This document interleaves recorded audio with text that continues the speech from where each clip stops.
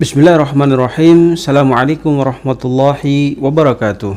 Alhamdulillahilladzi ahyana ba'da ma'amatana wa ilaihi nusyur. Asyhadu an la ilaha illallah wahdahu la syarikalah wa asyhadu anna Muhammadan abduhu wa rasuluhu la nabiyya ba'da.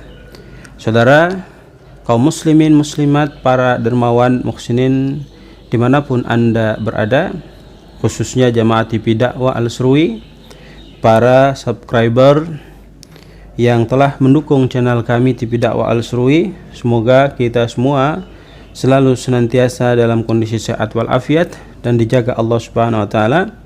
Dengan kesehatan itu, marilah kita terus meningkatkan kualitas iman takwa kita kepada Allah Subhanahu wa taala dengan menjalankan semua perintah Allah, kemudian menjauhi semua larangan-larangan Allah Subhanahu wa taala. Ketika kita ingin mendapatkan kebahagiaan hidup, baik tatkala kita masih hidup maupun nantinya kita telah meninggalkan dunia ini, hanya dengan taat ibadah kepada Allah, meninggalkan kemaksiatan yang Allah larang, maka kita akan menuju kepada sebuah kebahagiaan yang hakiki, yang akan memberikan ketenangan, kebahagiaan, kesejukan pada kehidupan kita tatkala kita kembali lagi kepada Allah Subhanahu wa taala. Hadirin yang sama dirahmati dan dimuliakan Allah Subhanahu wa taala, mari berselawat kepada Rasul Muhammad sallallahu alaihi wasallam, manusia mulia yang mestinya seharusnya kita terus menerus mencontohi semua perilaku Rasul sallallahu alaihi wasallam dalam kehidupannya, sehingga yang kita contohi itu bisa mendatangkan pahala kepada diri kita, yang dengan konsep itu tentu akan sekali lagi mendatangkan kebahagiaan kepada kita semua. Ketaatan kepada Rasul adalah merupakan jalan menuju kesuksesan, kesejahteraan pada kehidupan kita di akhirat nanti. Berbicara tentang bagaimana mentaati Rasul sallallahu alaihi wasallam, maka alhamdulillah di kesempatan kali ini kita akan mengangkat satu hadis, yang hadis ini berasal dari Sahih Bukhari, hadis yang ke 5840 ya. Apa sih yang termaktub atau tertulis pada hadis tersebut ya? Dalam Sahih Bukhari di halaman hadis yang ke 5840 ini, mari sama-sama kita simak tentang hadis tersebut. Nah, kalau kita lihat ya, ternyata hadis ini dia membahas khusus doa yang dibaca Rasul sallallahu alaihi wasallam menjelang tidurnya Rasul sallallahu alaihi wasallam. Dijelaskan Anil Bara'i ibnu Azib qal, dari Al-Bara ibnu Azib dia berkata, qal kana Rasulullah sallallahu alaihi wasallam, adalah Nabi sallallahu alaihi wasallam, idza awa ila firashihi, apabila Rasul sallallahu alaihi wasallam itu hendak beranjak ke tempat tidurnya ya, firashi tempat tidurnya, nama ala shiqqihi al-aymanihi. Nah, tentu dalam posisi yang demikian, maka Rasul sallallahu alaihi wasallam berbaring ya, berbaringnya Rasul sallallahu alaihi wasallam itu pada posisi sebelah kanan, artinya beliau tidur miring ke sebelah kanan. Tsumma qal, kemudian Rasul sallallahu alaihi wasallam berkata, bersabda dengan kalimat Allahumma aslamtu nafsi ilaik, ya Allah, aku berserah diri kepadamu. Coba lihat, sangat menarik doa yang dibacakan Rasul sallallahu alaihi wasallam ya. Allahumma aslamtu nafsi ilaik, ya Allah, dengan penuh kerendahan hati Rasul sallallahu alaihi wasallam mengatakan, aku menyerahkan diriku, aku berserah diri kepadamu. Wa wajahtu wajhi ilaik, begitupun aku menghadapkan wajahku kepadamu ya Rabb. wahai Allah Tuhan kami. Wa fawwadtu amri ilaik, aku pun menyerahkan semua urusanku baik nanti di dunia ini maupun kelak di akhirat kepadamu.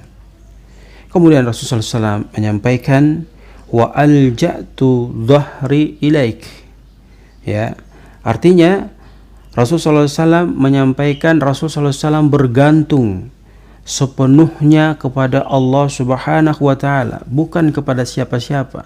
Tapi ketergantungan Rasul sallallahu alaihi wasallam ini hanya difokuskan ketergantungan itu kepada Allah Subhanahu wa taala. Raghbatan wa rahbatan ilaik, dengan penuh harapan Rasul sandarkan kepada Allah dan juga penuh ketakutan kepada Allah Subhanahu wa taala. Kenapa penuh harapan dan penuh rasa takut hanya kepada Allah? Di sini dijelaskan oleh Rasulullah SAW, la malja'a wa la manja minka illa ilaik. Kenapa Rasulullah SAW penuh rasa harapan dan takut hanya kepada Allah? Karena tidak ada tempat berlindung dan tempat dari azab Allah Subhanahu wa taala illa ilaik, kecuali tempat berlindung hanya kepada Allah Subhanahu wa taala. Amantu bi kitabika alladhi anzalta. Rasulullah SAW menyampaikan, aku beriman kepada kitab yang telah engkau turunkan. Wa nabiyyika alladhi arsalta, dan aku beriman kepada nabi yang telah engkau utus. Kemudian faqala Rasulullah sallallahu alaihi wasallam, setelah membaca doa tersebut maka Nabi sallallahu alaihi wasallam bersabda lagi menginformasikan kepada kita, man qalahunna, barang siapa yang dia membaca rentetan doa yang tadi kita dengar di atas. Apa itu?